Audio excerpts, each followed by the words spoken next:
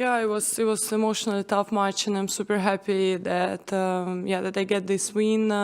In the first games, things didn't work well for me, but I'm happy that I was able to get through this match magically. It was tough first round, and especially after such tough loss in Rome. I mean, I know I was exhausted, but still this match is in your head. So yeah, emotionally I was a little bit nervous at the beginning, and I was just trying to keep fighting, keep finding my rhythm, keep adjusting to the court, and like point by point I start building my game, and I start playing better and with more rhythm, and I was able to go for my shots without a lot of mistakes. Yeah, I used to be tougher because probably physically I wasn't ready for this kind of courts because it's slower, so you have to play longer points, so you have to be physically strong.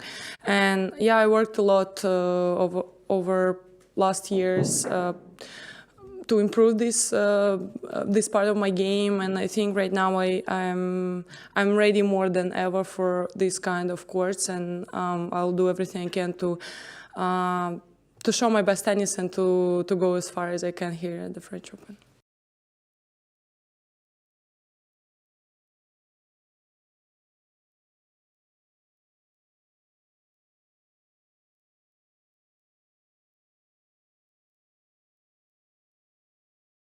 Welcome back onto our FanDuel Tennis Channel desk. So happy to have Karolina Muxova with us here after a big win today. First quarterfinal here at Roland Garros. Congratulations. Thank you very much. So you had 22 points that you won at net. You had more than 30 winners. There's so many things that you do well on a tennis court. What do you think you did best today? The best. Well, I think what I appreciate the most is that I finished both sets, I think, on the returns. Oh no. First set, I think I started out, and then the second set I was little, it was getting long. It was warm weather, so I was glad that I didn't have to go serve against the sun when it would be 5-4. So very happy that I finished it with a backhand winners. I mean, you had some unbelievable winners the last few points of that game, and it was getting tight. It took you a handful of match points to finally get over the finish line. But what were you thinking? What helped you to relax a little bit more during those moments? Just, the opponent, she was getting really better with the match, I would say. She didn't make much mistakes, and then she was putting a pressure on me. I was just trying to focus on the breathing and to not play such a long rallies, and wrong as well. Then I just tried to, when it was shorter, when the ball was shorter, I was trying to finish the point down the line, going to the net, and I'm glad that it worked. Yeah, I mean, you made some beautiful moves into the net. It was a lot of fun to watch you play. Thank you. I mean, I'm sure for you, you talk so much about you having, 5 or 6 shots that you can hit, and you're trying to focus on hitting the right shots at the right time, going with your first choice. But I'm curious, on the clay, where you have a little more time and you have to be a little more strategic about getting in, you say it's not your favorite surface, but is it becoming a little more of a favorite surface? Are you appreciating the clay a little bit more here? For sure I am. I mean, I like clay. I like the way that, the drop shots, that you can have so many choices, and the slices and drop shots, everything kind of works better. You just have to be a little bit more patient, and then it's a little bit more physical. So that's the thing why I prefer some faster surfaces. But I think especially this year I find a way how to play on it, and I'm glad that it works and that I'm in quarterfinals here. You have to be more patient on the clay. You've had to be patient in your career. I mean, last year here at Roland Garros, you leave in a boot. This year, maybe you leave with the trophy. You've been through so many different injuries, on and off the court over the past year, over your career. What do you learn about yourself in those moments on your way back? What do I learn?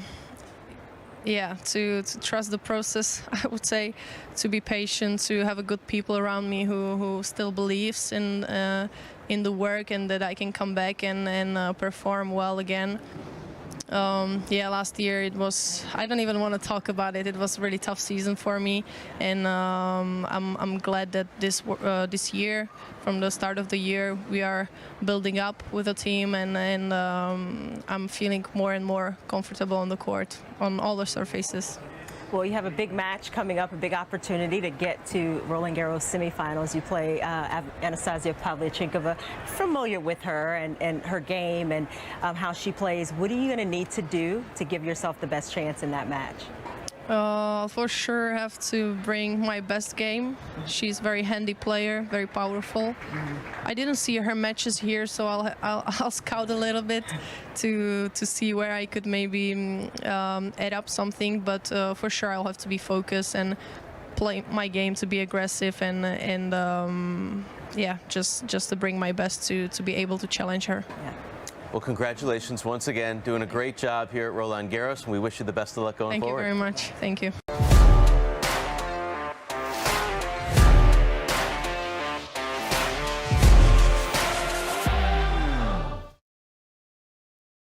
Novak, when I got the question, what do you think Rafa is not playing the French Open? I said, well, the one that's most disappointed is most probably you, because it's the person that you want to beat to win.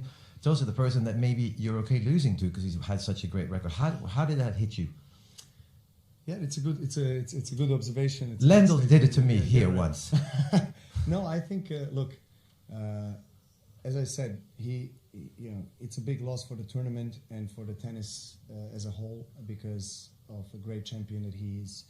And when I heard the news, obviously, it's a great chance for me and the other guys to maybe get our hands on the title. But at the same time, you're right. You want to beat the best players in the world. The most dominant player here, and on your way to the title. But at the same time, it made me wonder and question myself and where the end of my career is going to be and how. So because we all knew that might be coming around the corner because of his injuries and everything, and of course the age and the amount of years he has played on the tour.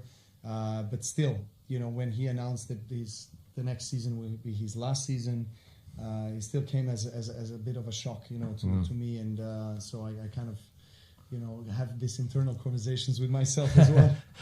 So I was watching the tournament in Rome. You play Holger Rune, and you win the second set 6-4, and I think, the momentum is with you.